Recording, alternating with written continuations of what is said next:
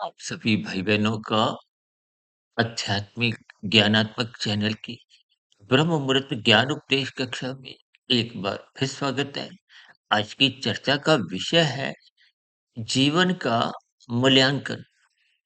देखिए शब्द बहुत ही सरल दिखते हुए भी इन सभी स्थितियों पर मरते दम तक एक साधारण मनुष्य कुछ आध्यात्मिक स्तर पर अपने जीवन का मूल्यांकन नहीं करता। देखिए जब हमने जीवन का मूल्यांकन शब्द वो एक विशेष आज वीडियो का एक विषय बनाया है। तो इसका अभिप्राय यही है कि मिले हुए जीवन के महत्व को समझे। जिस कार्य के लिए, जिस उद्देश्य के लिए परमात्मा ने आपको मनुष्य योनि का एक अनमोल उपहार दिया है, उस उपहार के महत्व को आपको भी समझना होगा। यदि वहाँ पर हम अपने मिले हुए जीवन के महत्व को ज्ञान पूर्वक समझते नहीं हैं, मात्र इस मिले हुए जीवन को स्थूल शरीर के स्तर पर ही विषय भोगों को भोगने के लिए आर्थिक स्तर पर देखिए जब हम जीवन के एक मूल्यांकन की बात करते हैं क्योंकि हमारा तो देखिए आध्यात्मिक ज्ञानात्मक चैनल सुधीर भाटिया फकीर है। इन सभी स्थितियों में हमारी जो चर्चाएं होती हैं कि आपके हमारे जीवन की आध्यात्मिक उन्नति हो। आध्यात्मिक उन्नति का अभिप्राय केवल इतना ही है कि ये जन्म मरण की स्थितियों से आप और हम मुक्ति पाए, क्योंकि ये जीवन देखिए कष्टदायक है। भले ही बीच बीच में देखिए कुछ सुख आते हैं, लेकिन क्योंकि भगवान श्री कृष्ण जी ने इस जगत को सुखालय नाम से संबोधित किया है। पर आप किसी भी मनुष्य का यदि गहरे तल पे बात रखोगे, देखिए बचपन अवस्था में तो एक अबोध स्थितियां होती हैं। बच्चे को तो देखिए भौतिक शिक्षा के प्रति भी कोई लगाव रुचि नहीं होती, तभी तो बच्चे देखिए प्राइमरी कक्षा में प्ले स्कूल में ये तो कुछ रोते धोते नर्सरी कक्षाओं की स्थितियों में आप देखते ही हो। जैसे आध्यात्मिक स्तर पर राजसी मनुष्य सत्संग नहीं करते, या होता भी है सत्संग तो कुछ ऊपरी स्तर पर, तो भले ही आप और हम हंसते रहते हैं, एक अपनी स्वीकृति सत्संग को दे भी देते हैं, लेकिन मन के स्तर पर, मन बुद्धि के स्तर पर आपकी हमारी वो जो स्वीकृति है, वो बन नहीं पाती। यानी कि सत्संग के प्रति आपकी कोई जिज्ञासा नहीं होती। मन बुद्धि के स्तर पर आपकी जब जिज्ञासा में कमजोरी रहती है, मात्र ऊपरी स्तर पर। देखिए आज भारत जैसे आध्यात्मिक देश में भी सत्संग की स्थितियाँ तो आप देखते हो जगह-जगह होती हैं। कहीं भजन संध्या संदेश की एक स्थितियाँ बनी हुई हैं, कहीं जागरण की स्थितियाँ हैं। तो और भारत जैसे देश में लगभग प्रतिदिन ही सैकड़ों शहरों में भागवत पुराण के साप्ताहिक यज्ञ होते हुए आप देखते ही हो। लेकिन इन सभी स्थितियों को आप और हम गंभीरता पूर्वक नहीं लेते। इन सभी स्थितियों को आप और हम जब गंभीरता पूर्वक नहीं लेते, देखिए आप भौतिक जगत में आर्थिक स्तर पर जब भी कुछ स्थितियों का मूल्यांकन करते हो, तो आप और हम बहुत गंभीर हो जाते हैं। आप देखिए ना, बाजार जाते हो, एक सब्जी फल भी खरीदना होता है तो छाँट-छाँट के आप लेते हो। एक तोल-मोल के भाव भी स्थितियाँ आप देखते ही हो। लेकिन आध्यात्मिक स्तर पर ये सभी स्थितियाँ तोल-मोल की कहो या एक मूल्यांकन की कहो, इन पर आप कभी चिंतन करते ही नहीं। ये एक सच्चाई है। देखिए जब आप आध्यात्मिक स्तर पर अपने जीवन के लाभ-हानि को नहीं टटोलते, देखिए शास्त्र तो बार-बार सूत्र रूप में कुछ स्थितियों का बार-बार आपको में ज्ञान देते हैं।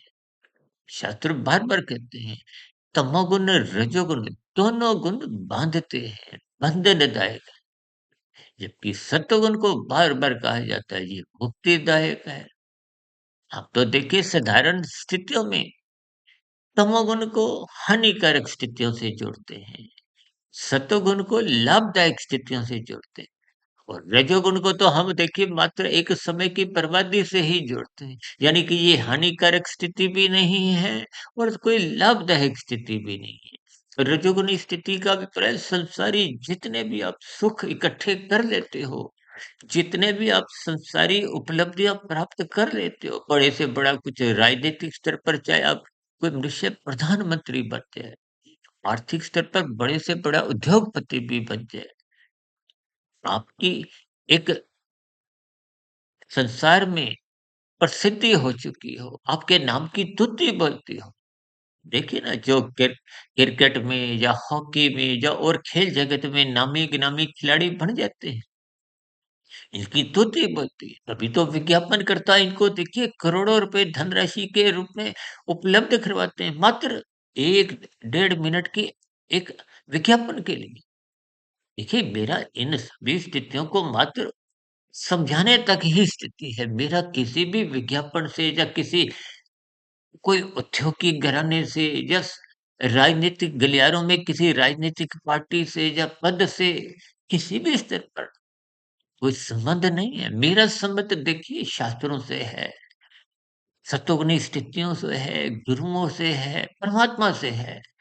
क्योंकि आपके हमारे जीवन में सात्विक स्थितियाँ बनी हैं। ये जो बीच-बीच में हम उदाहरण देते रहते हैं, ये उदाहरण इसलिए देते हैं ताकि राशि मनुष्य को संसारी बातों के द्वारा कुछ शास्त्रीय बातें समझ में आ जाए। देखिए शास्त्र बार-बार कहते हैं तमोगुण से अच्छा रजोगुण है, रजोगुण से अच्छा सतोगुण है और सतोगुण से अच्छा बार-बार चर्चाओं में कहते रहते हैं विशुद्ध सतोगुण सत्ता है। देखिए तमोगुण का अभिप्राय पदार्थों से है। आप संसार जितना भी इकट्ठा कर लो, आपके घर में जितने भी सुख सुविधा के साधन हैं, ये सब के सब देखिए तामसी हैं। यूँ तो आपका मेरा शरीर भी देखिए ये तामसी है, ये पदार्थों का बना है, ये पृथ्वी, जल, अग्नि, वायु, आकाश का बना है। और इन पदार्थों के बने शरीर के पीछे का कारण क्या है? कि मेरे सूक्ष्म भूत भोग विषय। देखिए माता के गर्भ में आपका मेरा जो जन्म प्रक्रिया आरंभ होती है, पूर्ण होती है, उसके पीछे का कारण देखिए भोग विषय है। गंध, रस, रूप, स्पर्श, शब्द इन सभी स्थितियों को ज्ञानपूर्वक समझें। देखिए ये तो एक प्रकृति का प्रवाह है, इसको ज्ञानपूर्वक समझिए। प्रकृति की व्यवस्था को कर्मबद्ध तरीके से समझिए। मात्र भोग दृष्टिकोण से इन सभी स्थितियों को यदि आप लेते हो, तो फिर निश्चित रूप से कि हमारे जीवन में बिगाड़ आता है। बिगाड़ का अभिप्राय देखिए, जब आप एक कानूनी रूप में भी कुछ अपराध कर जाते हो, भले ही किए गए अपराधों का कभी-कभी आप और हम यहाँ बच भी जाते हैं। देखिए, अक्सर मैं अपनी चर्चाओं में लाल बत्ती पे रुकने पे एक सरल संदेश देता हूँ कि कानून का पालन करो, यातायात नियमों का पालन करो, सरकारी आदेशों का पालन करो। ये एक व्यवस्था के अंतर्गत इस समाज में सभी मनुष्यों का जीवन सुखदायी हो। देखिए, यदि लाल बत्ती पे आप रुकते नहीं तो दूसरे की जो हरी बत्ती है, उनके एक चलने में विघ्न उत्पन्न होता है। देखिए, जब आपको हरी बत्ती मिलती है, तो आपके वाहन चलाते समय कोई विघ्न हो तो आपको में बुरा लगता है, दुर्घटनाएँ होती हैं, व्यवस्था बिगड़ती है। यानी कि एक व्यवस्था का ही दूसरा नाम अनुशासन है, अनुशासन का ही आप पहला नाम सत्वगुण कह सकते हो। ज्ञानमय स्थितियाँ, एक सहयोग की स्थितियाँ, एक भाईचारे की स्थितियाँ। देखिए संसार में जब-जब किसी व्यवस्था का एक निरूपण किया जाता है, तो उसका आपको में एक पालन करना है, अपने कर्तव्य कर्म का पालन करना है, दूसरों के अधिकारों की रक्षा करनी है। ये सभी स्थितियाँ हमारा सत्वगुण जगाती है। यदि इन स्थितियों से भी मनुष्य भागता है, अपनी ज़िम्मेदारियों को निभाता नहीं, कानून का पालन नहीं करता, तो फिर ऐसे मनुष्यों को सत्संग भी एक गहरे तल पे समझ नहीं आता। देखिए, जब बाहरी तल की स्थितियाँ आपको में समझ नहीं आती, तो सत्संग में तो और भी देखिए गहरे तल पे स्थितियाँ होती हैं। सत्संग का अभिप्राय तो देर-सवेर आपको हमारे त्याग की स्थितियाँ उत्पन्न करती हैं। जब आप दूसरों के अधिकारों को ही आप आदरपूर्वक नहीं देखते।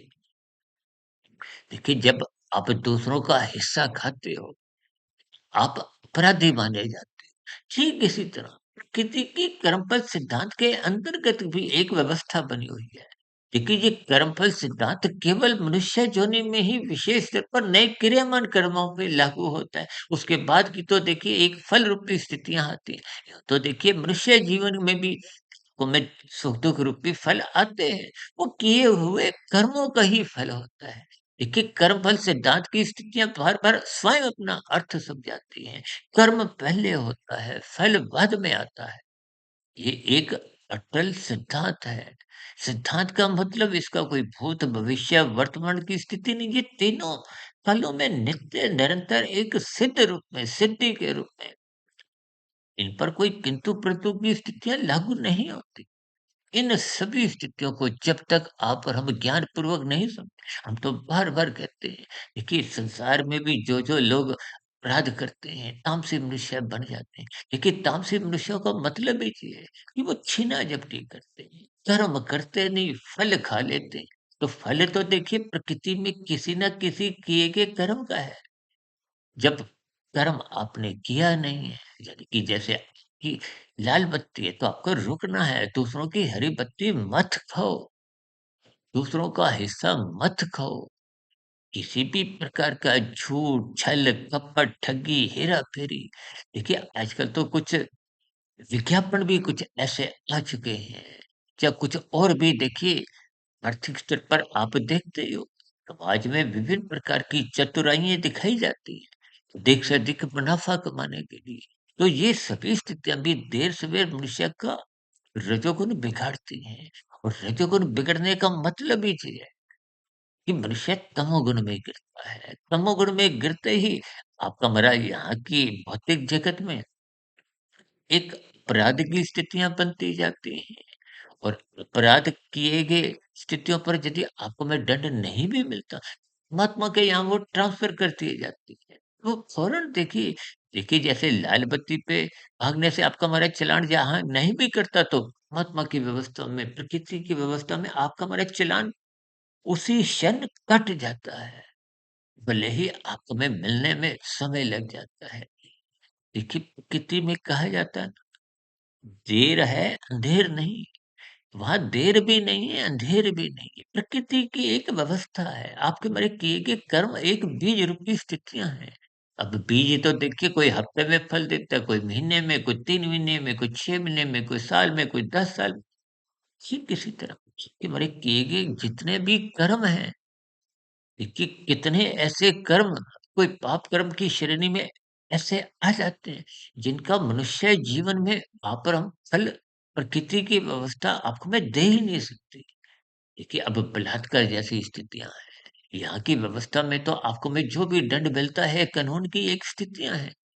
देखिए, यहाँ की अदालतों में यदि मृत्यु दंड भी मिलता है, तो एक ही बार होने के बाद फिर वो स्थितियाँ, अब किसी ने देखिए 10 हत्याएँ की हैं। किसी में तो देखिए 10 हत्याओं का जो फल है, वो 10 बार आपको फांसी मिलती है। यानी कि आपको भी उन स्थितियों से फल रूपी एक दंडमय स्थितियों से गुज़रना होता है। लेकिन भौतिक व्यवस्था में तो ये संभव नहीं है। इसलिए तो हम बार-बार कहते हैं, ये 84 लाख प्रकार की योनियों की स्थितियों को समझो। 80 लाख प्रकार की योनियाँ दंडमयी योनियाँ हैं। देखिए कुल योनियाँ 84 लाख, मनुष्य से ऊपर की जो एक सात्विक सुखों की योनियाँ हैं, यहाँ विशेष प्रकार के सुख भोगे जाते हैं।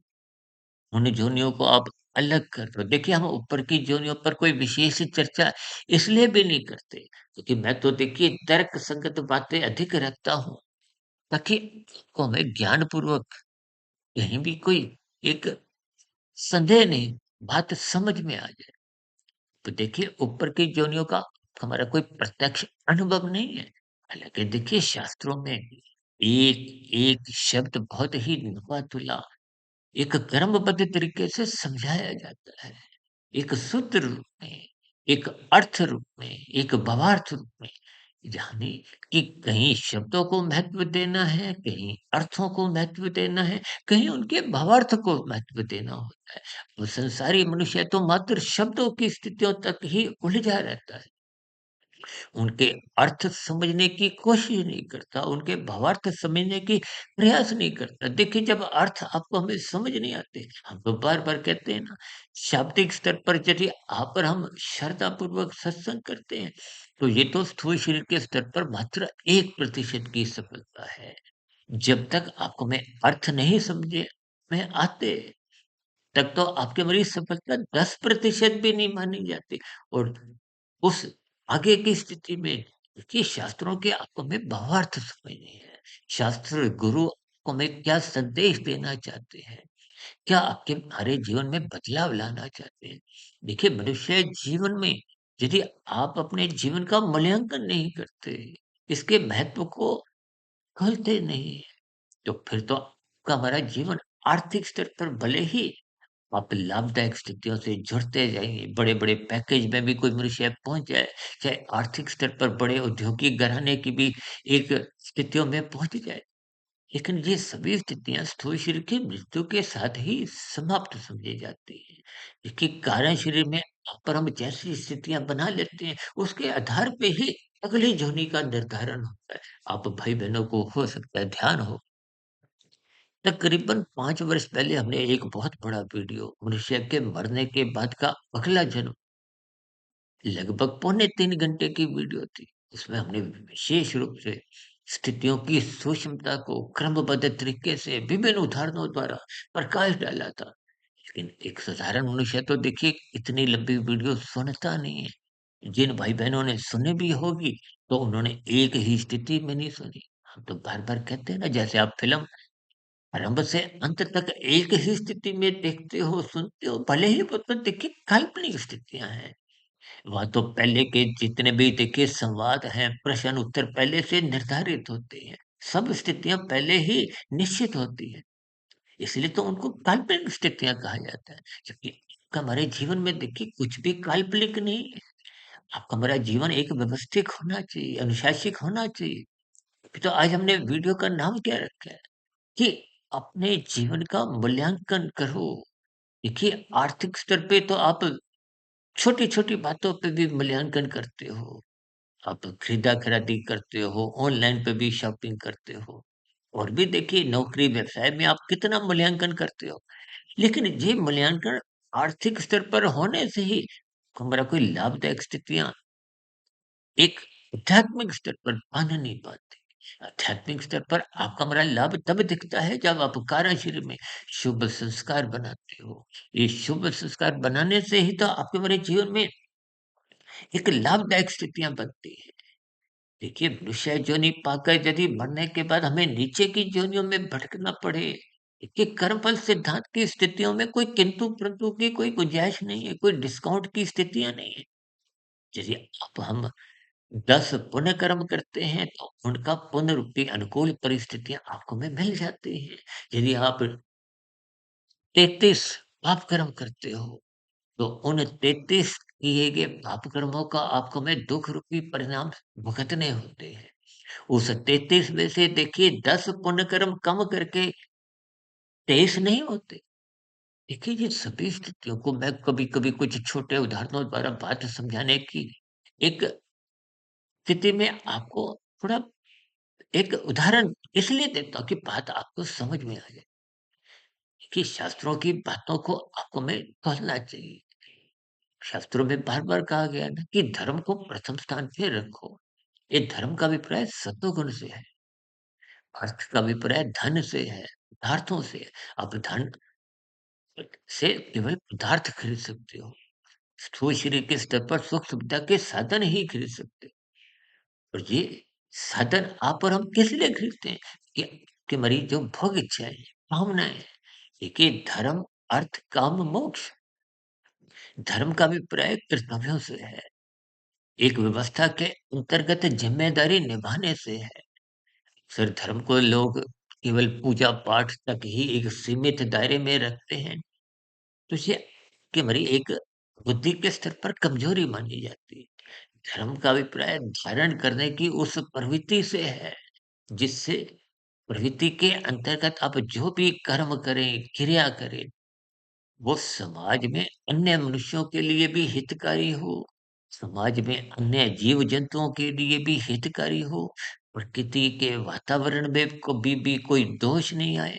क्या ये देखिए परिवार के स्तर पर हो, गली मोहल्ले के स्तर पर हो, एक शहर के स्तर पर, एक देश के स्तर पर और चाहे अंतरराष्ट्रीय स्तर पर, प्रकृति के स्तर पर, इन सभी स्थितियों को हमें ज्ञानपूर्वक समझ। यदि आप और हम ज्ञानपूर्वक इन सभी स्थितियों का मूल्यांकन नहीं करते, देखिए मूल्यांकन शब्द बहुत ही छोटा शब्द होते हुए भी देखिए जल पीने के लिए थोड़ा मुझे ब्रेक लेना पड़ा। देखिए जब तक हम अपने मिले हुए जीवन का प्रत्येक क्षण का मूल्यांकन नहीं करते, इसलिए हम बार-बार कहते हैं कि तमोगुण, रजोगुण दोनों गुण इनका एक मर्यादा में संग करो। तमोगुण का संग मात्र नींद लेने के लिए करो। रजोगुण का संग मात्र अपने स्वयं की आवश्यकताओं की पूर्ति के लिए, परिवार के प्रति आपकी हमारी जो ज़िम्मेदारियाँ हैं, समाज के प्रति जो आपके हमारी एक दायित्व है, बस उतना धन कमाने के लिए ही आप पुरुषार्थ करो। अभी तो हम बार-बार कहते हैं, शास्त्र भी कहते हैं, लाभ के लिए पुरुषार्थ करो, लेकिन लोभ से बचो। देखिए, लोभ एक राइसी स्थिति उत्पन्न हो जाती है। जब मन बुद्धि के स्तर पर लोभ आने लगता है, तो फिर लोभ रुकता नहीं है। ये लोभ फिर मनुष्य को संग्रह वृत्ति में कब धकेल देता है, मनुष्य को पता नहीं चलता। देखिए, राइसी स्थितियों में जब आप गहरे तल पे उतरते हो, हम तो बार-बार कहते हैं रजोगुण को बिना सतोगुण की लगाम से आप संसार में मत भागो, संसारी विषयों का सुख मत भोगो। जैसे हरिद्वार में आप नहाने डुबकी मारने जाते हो, तो वहाँ पे देखिए वो संगल पकड़ लेते हो। किस लिए? वो संगल को हो, सुरक्षा को हो, सत्वगुण को हो, वो आपके रजोगुण की रक्षा करते हैं। यही ज्ञान उपदेश तो देखिए गीता में अर्जुन के रथ के 5 घोड़ों की लगाम को स्वयं भगवान श्री कृष्ण जी ने अपने हाथ में रखे हुए यही ज्ञान उपदेश दिए हैं। देखिए 5 भोग्य विषय के हैं। ये 5 घोड़े जो दिन भर आपको में भगाते हैं। देखिए स्थूल शरीर भी तो 5 तत्वों का पृथ्वी, जल, अग्नि, वायु, आकाश। कि गीता में तो देखिए उनको भोग विषयों से जोड़ा है। हम तो देखिए 5 ज्ञानेंद्रियों से भी जोड़ देते हैं। नाक, जिह्वा, आँख, त्वचा, कान, हाथ, पैर, वाणी, लिंग, गुदा 5 कर्मेंद्रियों से भी जोड़ देते हैं। 5 भोग विषयों से तो देखिए गीता में भी स्पष्ट शब्दों में जोड़ा ही गया। यानी कि ये 5, 5, 5 की जो 4 स्थितियाँ हैं, उनको आप घोड़ों से ही जोड़ो। उनको अपने एक मर्यादा में रखना है, अंकुश में रखना है, नियंत्रण में रखना है। अभी हमने कुछ दिन पहले ही अभी एक वीडियो प्रसारित की थी ना एक्सेलेरेटर को और ब्रेक का संबंध जोड़ते हुए एक्सेलेरेटर को मन की एक गति से जोड़ा था, भोगों की स्थितियों से जोड़ा था। लेकिन जब तक ब्रेक नहीं होती, तो आप भौतिक जगत में भी स्कूटर गाड़ी चलाते हो तो बिना ब्रेक के तो फिर कहीं न कहीं दुर्घटनाएँ होएँगी। ये दुर्घटना का अभिप्राय तमोगुण में गिरने से है, अनीतिगत कार्य करने से, अपराध करने से है, पाप कर्मों की स्थितियाँ हैं। इन सभी स्थितियों को हमें ज्ञानपूर्वक चिंतन करना है। यानी कि अपने मिले हुए जीवन में इन सभी स्थितियों पर अपना एक आध्यात्मिक मूल्यांकन करना है। क्योंकि मनुष्य जीवन रूपी जो उपहार आपको हमें मिला है, ये कार्यशील की बदौलत ही मिला है, परमात्मा की कृपा के अनुसार ही मिला है। देखिए परमात्मा ने आपको में ये जो एक मनुष्य जोनि का अवसर दिया है, अब जैसे देखिए आपका हमारा लाइसेंस बनता है गाड़ी चलाने का, ठीक इसी तरह परमात्मा ने भी मनुष्य जोनि का जो आपको एक लाइसेंस दिया है, आध्यात्मिक उन्नति करने का। यदि आप और हम आध्यात्मिक उन्नति आरंभ ही नहीं करते, देखिए श्रद्धापूर्वक सत्संग करना तो बहुत ही अभी आरंभिक स्थिति है, 1% की ही सफलता है। और मनुष्य आज संसार में श्रद्धापूर्वक सत्संग भी करता नहीं है। मात्र ऊपरी-ऊपरी स्तर पर जो आप बेमन से सत्संग करते हो सकता है ये बात आपको हमें देखिए बुरी भी लगे। मुझे भी कहने में कोई अच्छी नहीं लगती, लेकिन हमारा देखिए ब्रह्म मुहूर्त ज्ञान उपदेश कक्षा में तो हम एक शत प्रतिशत एक सच्चाई से ही जोड़ते हैं कि बात की गहराई को समझें। देखिए, श्रद्धापूर्वक सत्संग करने से हमारा स्थूल शरीर पवित्र होता है। आप और हम पाप कर्मों से बचते हैं, यानी कि नए क्रियामान कर्म कानूनी रूप से भी सात्विक बने रहते हैं और परमात्मा के यहाँ की प्रकृति के व्यवस्था में भी आप और हम कभी भी कर्मफल सिद्धांत की एक विपरीत स्थितियों में, कर्मों में लिप्त नहीं होते। फिर धीरे-धीरे जब श्रद्धापूर्वक सत्संग आपको में परोपकार के कार्यों में लगाता है, फिर परोपकार के कार्य भले ही आरंभिक स्तर पर सकाम भाव से होते हैं, फल पाने की इच्छा से होते हैं। लेकिन जैसे-जैसे वो श्रद्धापूर्वक किए गए सत्संग का आप और हम चिंतन करोगे, विचार करोगे कि ये भौतिक सुख-सुविधा के साधन आप और हम जितना भी इकट्ठा कर लेते हैं, ये आपको में देखिए सँभालने ही पड़ते हैं। आपके बड़े कोई लाभदायक स्थितियाँ उत्पन्न नहीं होती। ये मात्र रजोगुण समय की ही बर्बादी है, क्योंकि आपका हमारा जीवन हर क्षण छोटा होता जा रहा है। आज देखिए राशि मनुष्य जन्मदिन मनाने में भी और शादी की सालगिरह को भी एक राशि स्थितियों में जब लिप्त रहता है। देखिए, हम बार-बार कहते हैं, सात्विक स्थितियों से जुड़ो, इनको अर्थपूर्वक समझो। हमारा तो एक-एक क्षण कमज़ोर होता जा रहा है। पिछले लगभग आधे घंटे से मेरा जीवन और छोटा हो गया, आपका सुनने में छोटा हो गया। इस कमज़ोरी को, इस सच्चाई को हमें समझना है। आपकी हमारी निश्चित साँसें हैं।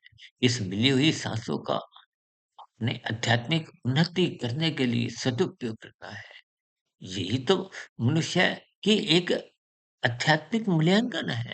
यही तो आपके हमारे जीवन का एक मूल्यांकन है।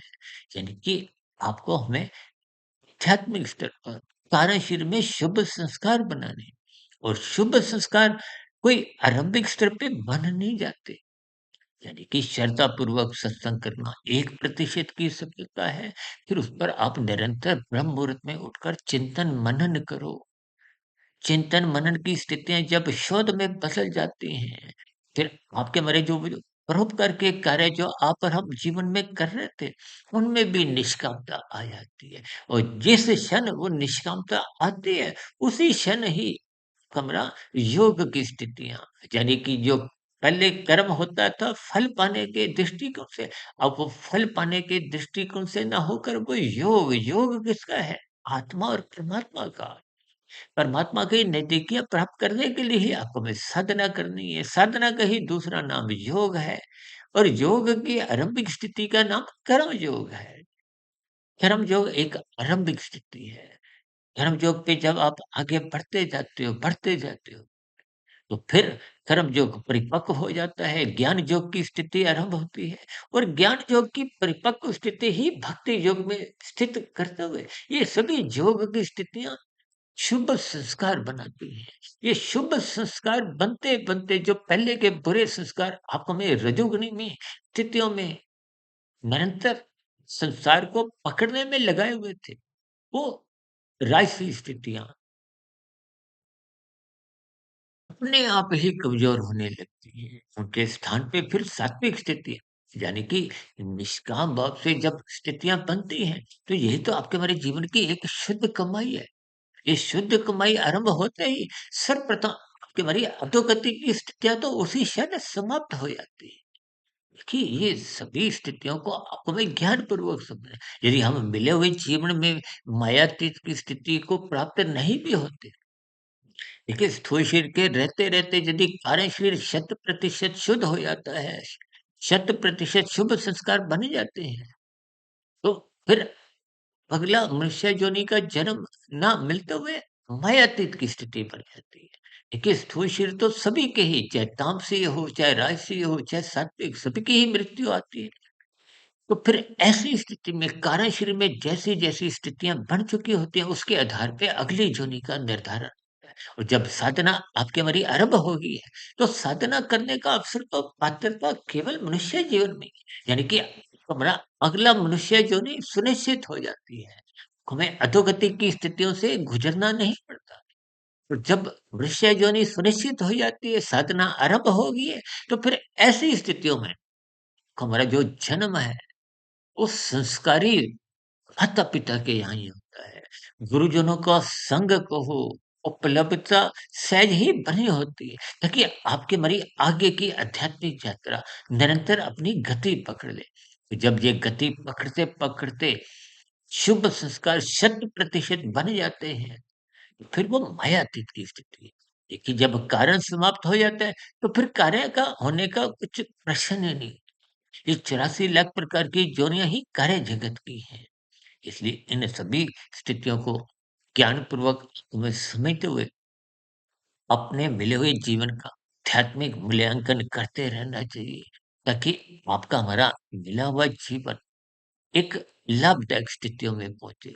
देखिए, यदि वहां पर हम इस जीवन को आर्थिक स्तर पर ही एक लाभदायक स्थितियों में पहुंचा भी देते हो, तो उस लाभदायक स्थितियों में पहुंचते-पहुंचते यदि आपका मेरा कर्मशय बिगड़ जाता है, संस्कार बिगड़ जाते हैं, तो अगली जोनी का निर्धारण तो देखिए वो कार्यशील के आधार पर, कर्मशय संस्कारों के आधार पे ही निश्चित होता है। आज नीचे की जोनियों में जितने भी जीव हैं, देखिए 80 लाख प्रकार की जोनियों में 20 लाख तरह की वनस्पति जोनी है, 9 लाख तरह के समुद्र में रहने वाली जोनियाँ हैं, 11 लाख तरह के कीड़े-मकोड़े, कीट-पतंगे, 10 लाख तरह के पक्षी और 30 लाख तरह के पशु। एक-एक जोनी में देखिए लाखों, करोड़ों, अरबों जीव हैं। इन सभी स्थितियों को हमें ज्ञानपूर्वक समझना है। यानी कि आर्थिक मूल्यांकन करने के बजाय आपको अपने मिले हुए जीवन का आध्यात्मिक मूल्यांकन करते रहना है। यही आपके हमारे जीवन की एक शुद्ध कमाई है, यानी कि कार्यशैली को शुद्ध करने की दिशा की ओर ही आपको हमें अपने जीवन को लगाना चाहिए।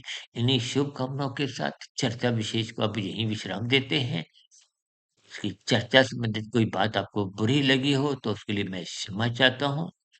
यदि कोई शब्दों पर आपकी कोई आपत्ति हो, तो आपकी उस आपत्ति का, शिकायत का प्रश्नों के साथ, सुझावों के साथ नीचे दिए गए कमेंट्स बॉक्स सदा ही स्वागत है।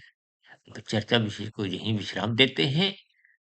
शाम को फिर मिलते हैं एक नए संदेश के साथ। तब तक आप अपने आध्यात्मिक मित्र सुधीर भाटिया फकीर को इजाज़त दें। आप सभी भाई-बहनों का इस वीडियो विशेष को ध्यानपूर्वक, धैर्यपूर्वक, गंभीरतापूर्वक सुनने के लिए बहुत-बहुत धन्यवाद।